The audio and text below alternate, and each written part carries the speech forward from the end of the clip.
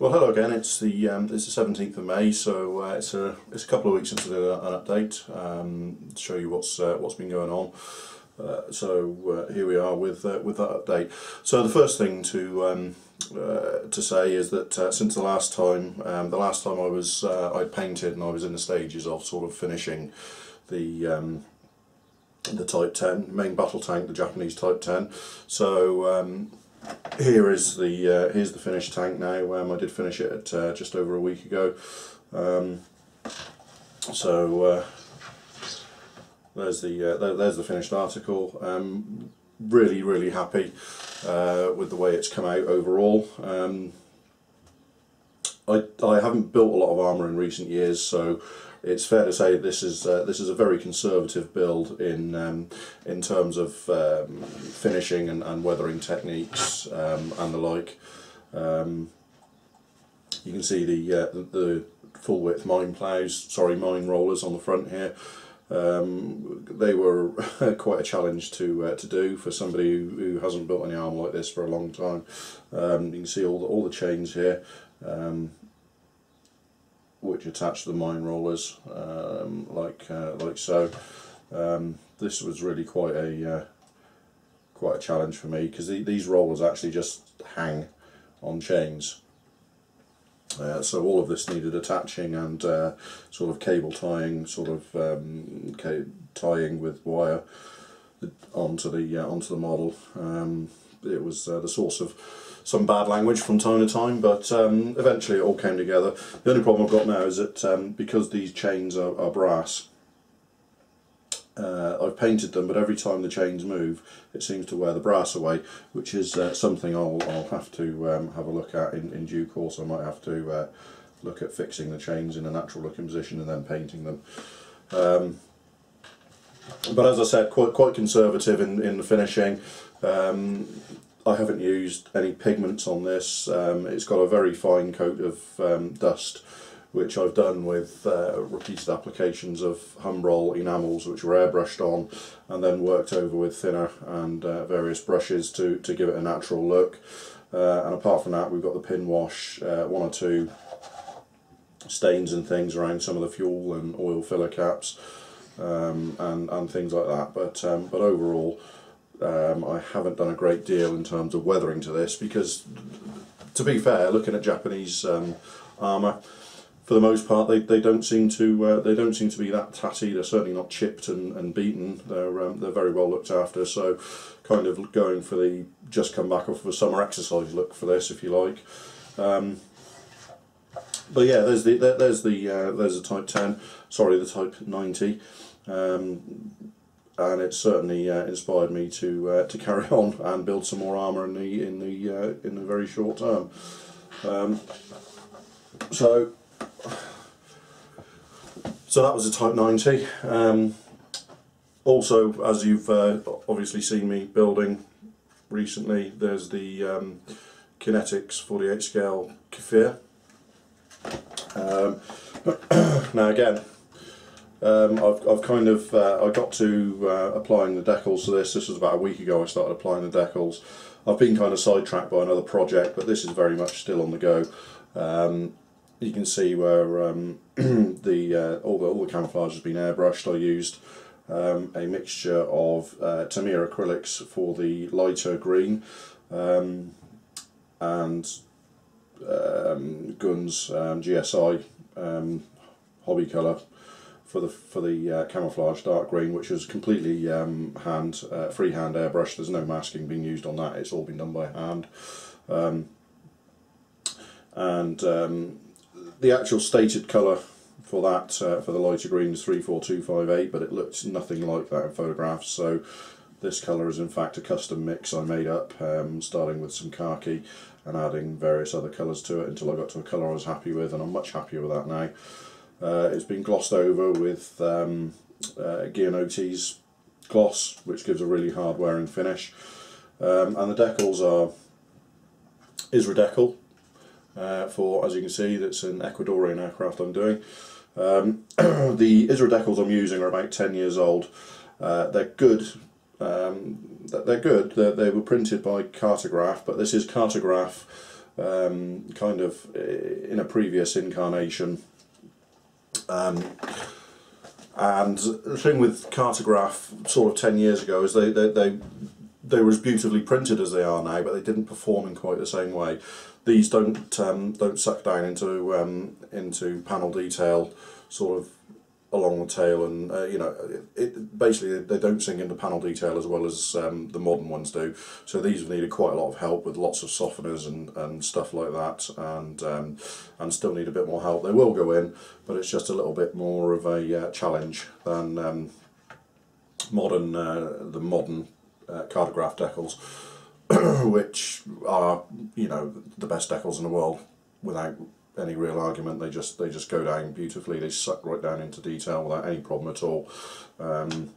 So it's quite stark, the difference, but nevertheless it's certainly not unusable, and I'm sure the finished result will be fine. So that was about a week ago.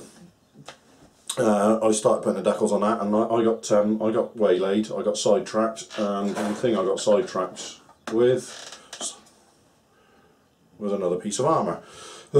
So this is the Trumpeter T64, which I've been building over the last week, going a bit more experimental. I'm actually using some pigments and stuff, which I hope you can see all along the running gear here and up under the hull. You see I've painted the underside here and doing some experiments with highlighting and stuff like that, because that's not going to be seen. This is a very, very complicated kit. There's the gun barrel. I'm waiting for a replacement gun barrel, but I have to say, having assembled this and been pretty careful about sanding the seams and polishing the seams and priming it, it looks fine. I might yet use that and save the gun barrel I have on the way for for something else. Now, the model is absolutely beautiful. I've got no complaints about the model. Well, I have one, but I'll cover that in a second. It comes with 3 quite comprehensive sheets of etched brass, which come in the kit. I hate etched brass. Let's be honest. I see some incredible stuff done with etched brass. But unfortunately I'm not one of those modelers who can do that. It never quite seems to perform as I want it to. Nevertheless, with this one, you've got no option, because there's a shed load of etched brass that needs to be used for this all over the model. So I've had no option but to bite the bullet and get on with it. And it hasn't been terrible, but I'll never really warm to using etched brass for this sort of thing. I don't foresee myself sort of ever being fully comfortable with using etched brass, but nevertheless it's going together. So that's the current project that's on the go. Now, one of the things I do want to mention is the tracks on this model. The tracks are Lincoln length, which means that you get things like the straight portions, like here, and on the top run are just one piece of plastic with multiple links on it, with individual links to cover the corners and stuff like that. In theory it works fine. The practice is always a bit more hit and miss for me. I always find that I can't get them to match up properly, and this model was no exception. And whereas things like with the tracks on the Type 10, which were they are the vinyl sort of what are known as rubber band tracks. Whilst I've had to remove a link from these tracks to get them to tighten up around the sprockets, I really quite like the way they tighten around the road gear and sprockets. It looks pretty good from anything but sort of millimetres away. Whereas with the T64 here, there is some little mismatch. I've managed to get it pretty good on the bottom runs. There's a horrible mismatch on one underneath the guards here, so it's out of view, but I know it's there. Now, thinking about it, I'm looking at I've got a T62 en route as well, which I want to build fairly soon. and I've ordered some individual link working track from Trumpeter for that, and looking at it, it's fine. The thing with individual link is you've got sort of however many individual links there are per side, sort of, I don't know, 80 or 85 say, for something the size of a T62. Every one of those individual links has a tolerance, has you know, a bit of give in it. So you're multiplying that bit of give over however many track links you've got, which gives you a good, you know, relatively speaking, a good amount of play in the finished track to get it to sag, to get it to fit, to get it to be tight, all that kind of thing. What you're doing with individual link, what you're doing with link and length track is you're removing an awful lot of that tolerance by the fact that you've only got a few relatively speaking joins to play with the tolerance, and you also have to fix it as you go. It's not workable, it's not movable, it has to be fixed and glued as it goes. So what I tend to find is that because you've removed all of that tolerance, because of the huge or large individual link sections, if that makes sense, that they're set in size, they're set in spacing, so you can alter that easily on the model. So it means that if it's not absolutely, you know, your modelling isn't spot on and you haven't set everything dead right from the get-go, you inevitably end up having to hide mismatches and stuff under things like the guards, like I've done here. Not a problem on this one because you've got all this guard over the top which hides the top run, so from normal angles nobody's ever going to see it. However, were you doing something like, I don't know, an M60 or something like that, where there's no track guard so that the entire track is visible, that could become a bit of a major problem. So it's basically, this is not a rant, but it's saying I don't really like link and length. I always thought it was the perfect solution because you had all of these, you know, you had the individual links to go around the corners and the sprockets and stuff, which would look great, and the simplicity of the single part, you know, the single runs on the top and bottom. I'm just looking around for something. Yeah, here's a to give you an idea. Here's a set of this is Leopard 2 track. This is from actually Hong Kong Creations Workshop. So these are tracks that I got quite a long time ago now. But let me just separate them a second. So, you know, these individual tracks, they are completely movable.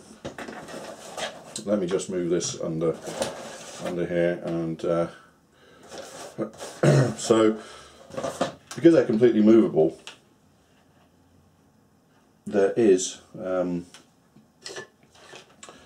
tolerance. There is that they can be stretched a little bit and compressed a little bit, not by much, but it does work. And also you can additionally build, you know, a little bit of sag or something into the top run. Not much on tracks like this because it's live track and wouldn't have that much, but it does allow you that kind of that kind of play area, if you like, that kind of play tolerance to get them looking good. So the decision has been taken by me that you know, in future, if rubber band tracks look poor, I will look at replacing them. And pretty much for link and length tracks, I will be looking to buy replacement workable track link, be it in metal like Fruel model, plastic like Trumpeter and Bronco, and people are doing an awful lot of these days, or resin like Mini Arm are doing. I'll be looking for individual track links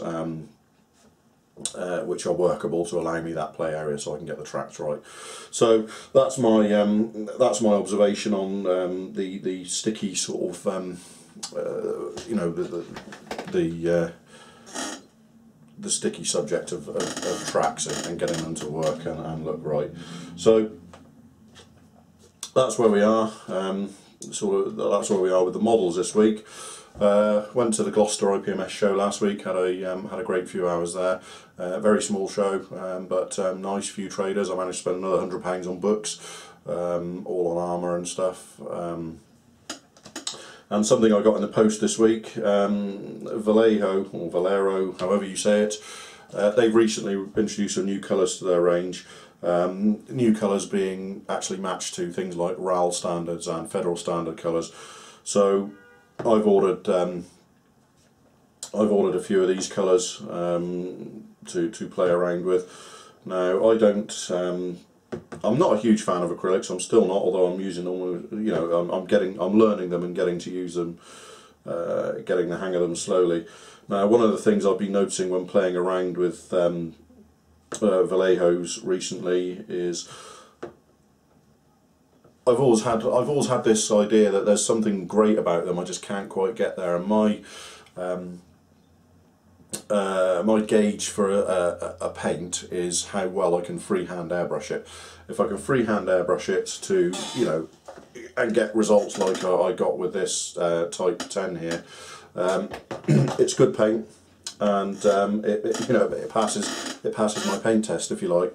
Vallejo always sprays really nicely for coverage of big areas, but I've always really had a few problems getting it to go through the airbrush finely and spray finely and not clog the tip. So a couple of things Vallejo have recently released an airbrush thinner, which I presume has things like some retarders in it. It's marketed as a new formula,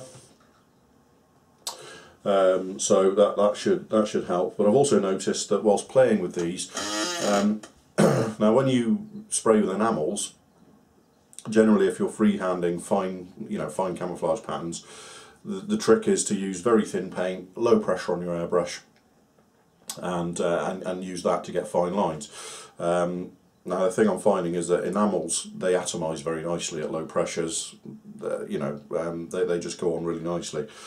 Acrylics, they don't atomise quite as nicely, and that can lead to quite a rough edge. Not spattering per se, but the atomised edge isn't as good on the model.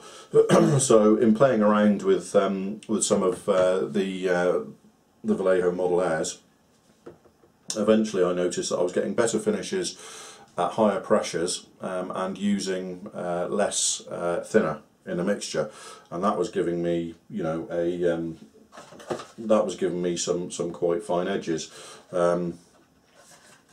such as the edges I've managed to get on this test piece. These edges have all been free-handed just as testers, just to see how I'm doing.